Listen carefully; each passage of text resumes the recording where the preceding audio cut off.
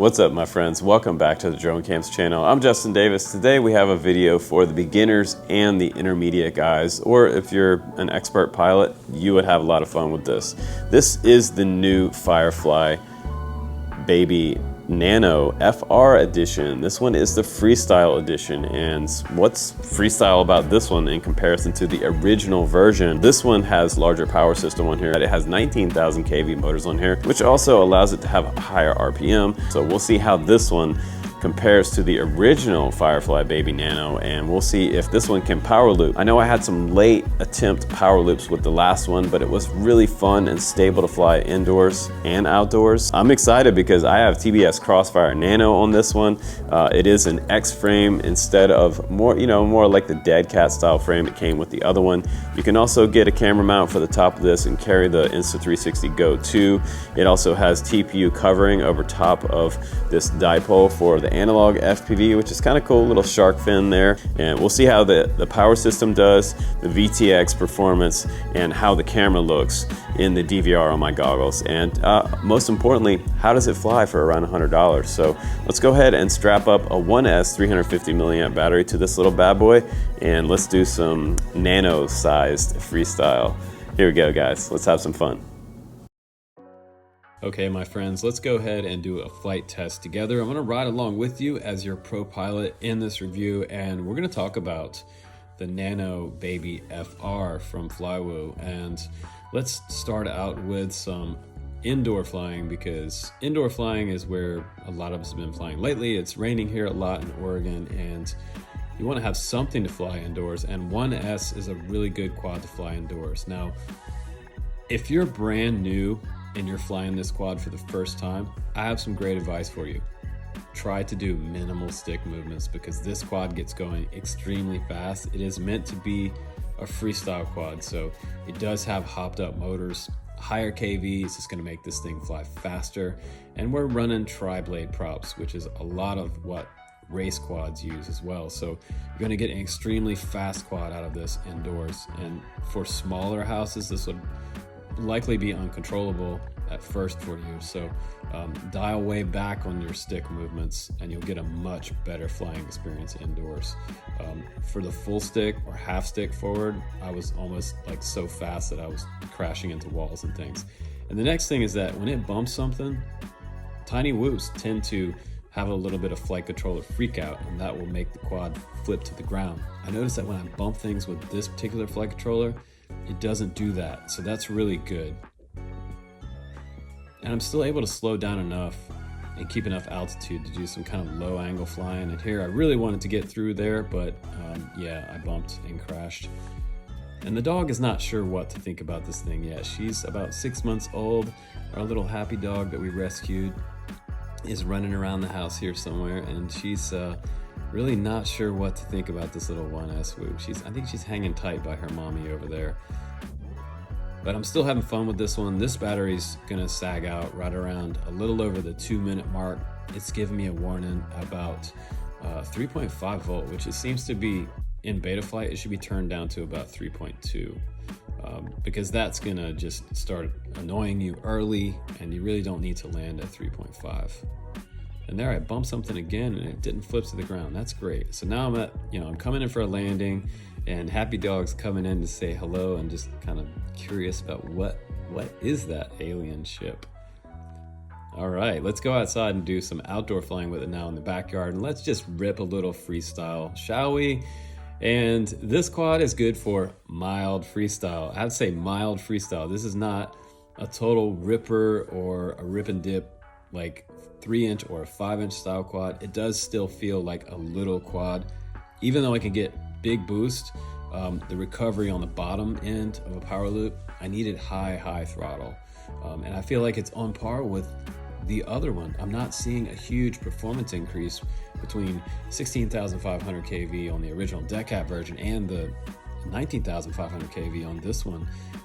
So I'm just getting less flight time, and that's confusing to me.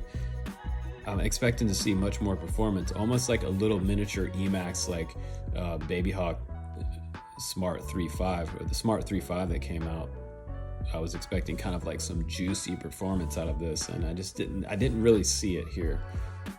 But as far as cruising goes, when you're in stability mode, this quad is fun. I think the camera on both those quads, even though they're not like Cadex cameras, I think that the camera, it's a proprietary Flywoo camera. I think it's actually pretty nice. You can swap it out to a Cadex camera if you want to. And again, I can see decently down low to fly nice and fast and make gaps. And I think that the scraggle is a little bit hard to see with this camera, particularly if the leaves aren't on a branch, it's kind of harder to see. But low level flying is good. And I think the durability factor is like, I would say it's a 4 to 5 out of 5. I think it's pretty high for how lightweight it is. And that's typical for lightweight quads. They just don't break themselves as much. The unibody seems to be tough enough. It does have a little bit of flex.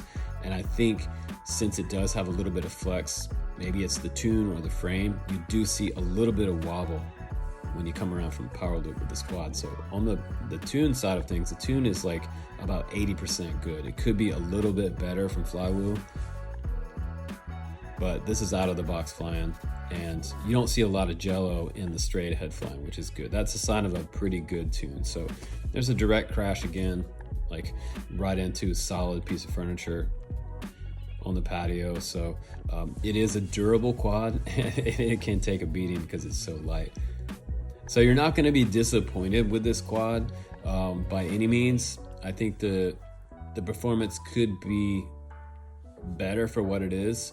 The durability factor is good, and the fun factor is like a 5 out of 5 with it for me as far as the indoor-outdoor capability.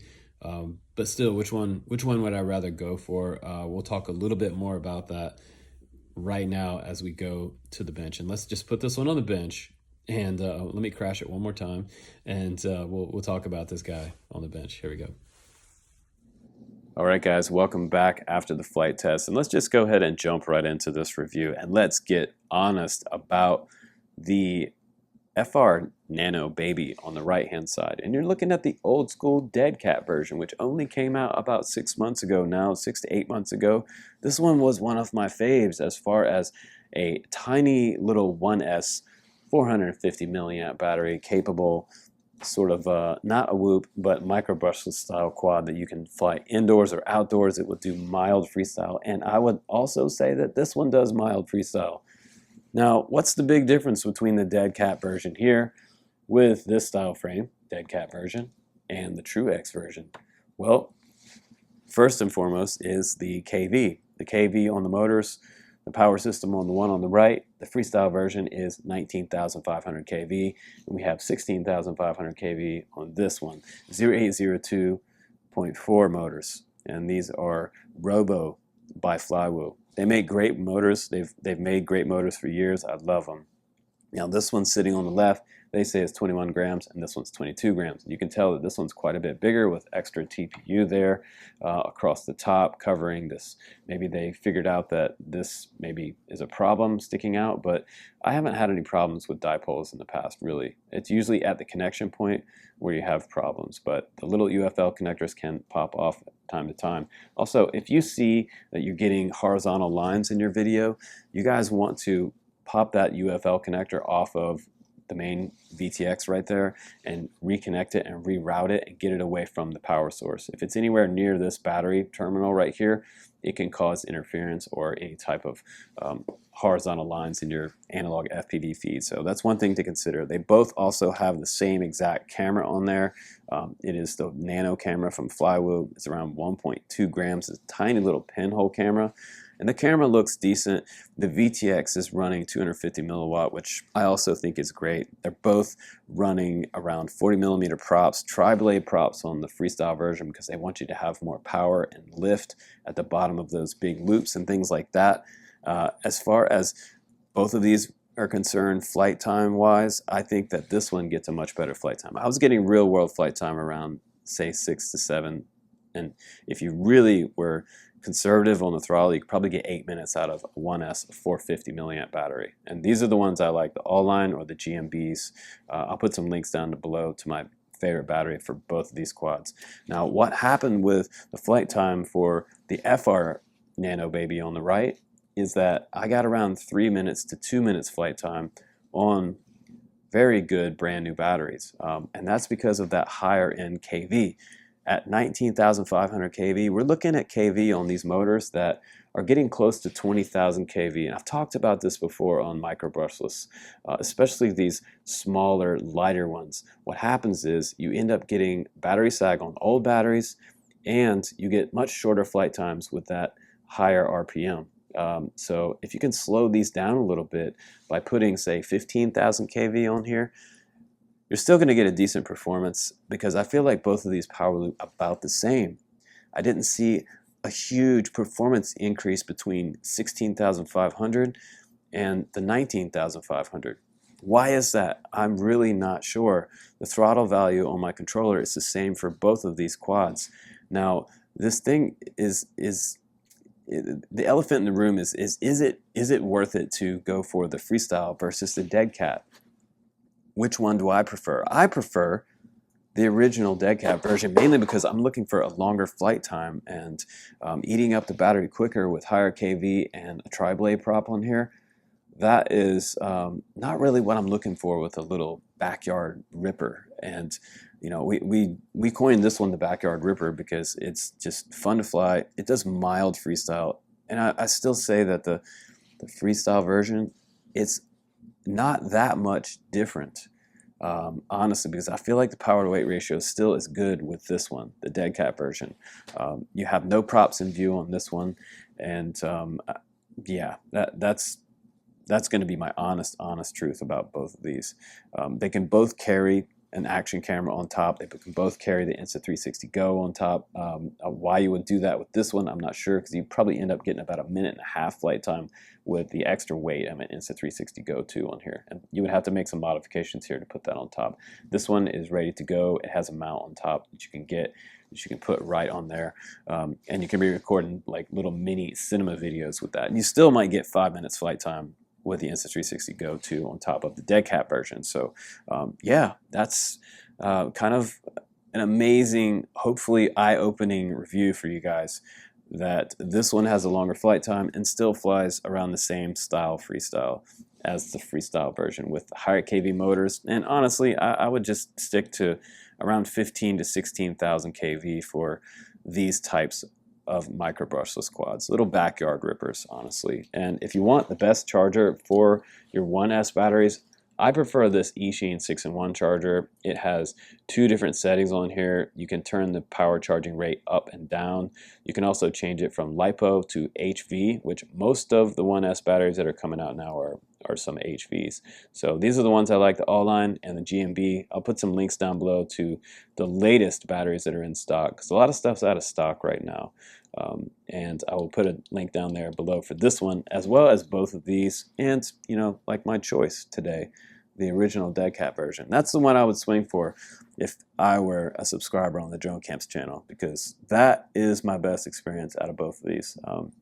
Not to say that the Freestyle is not good, it's just that this one is giving me longer flight times, and I love these bi-blade mini 40mm props. These are sweet. So around 1635 in size. I will definitely get you guys some links down below, and also some links to some props. Use BG Davis 2021 down below. That link is still good for the code for 8% off of your purchase. So I appreciate it, you guys. Please check me out on Patreon if you really like honest reviews.